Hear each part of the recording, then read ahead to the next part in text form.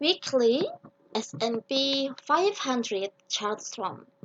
Stock versus bonds. Rate hike tsunami. Bear market rallies. Hi YouTube, what's this video? Welcome to the weekly S&P 500 ChartStorm. A selection of 10 charts which I hand-picked from around the web and post on Twitter. The chart focus on the S&P 500 US equities and the various forces and factors that influence the outlook with the aim of bringing insight and perspective. 1. Tales of the Fed. Fed Day, market path in a rally of 3%. Next day, market realizes zero relief will be provided until inflation is under control and soft landing.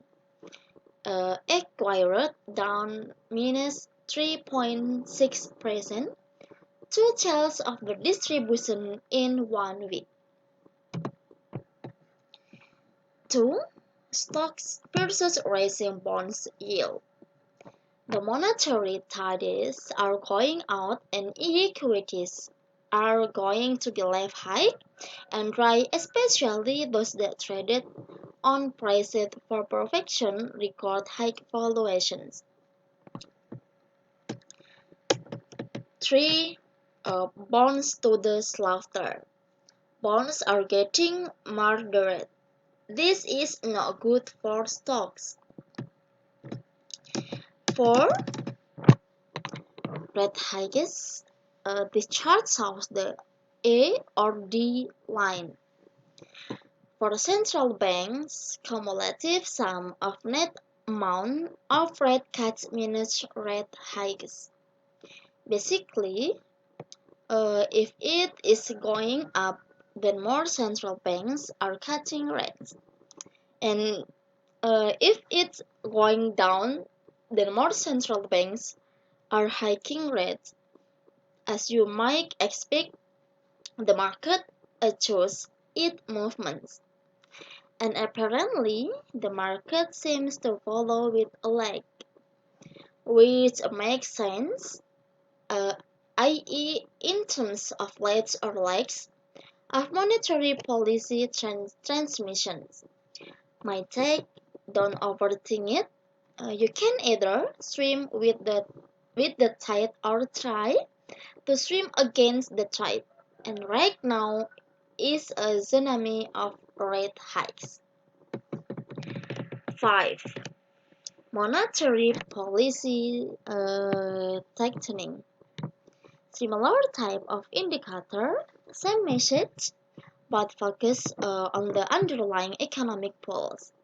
Globally, there has been a big pivot to monetary policy tightening by central banks, and this should logically lead to an economic slowdown.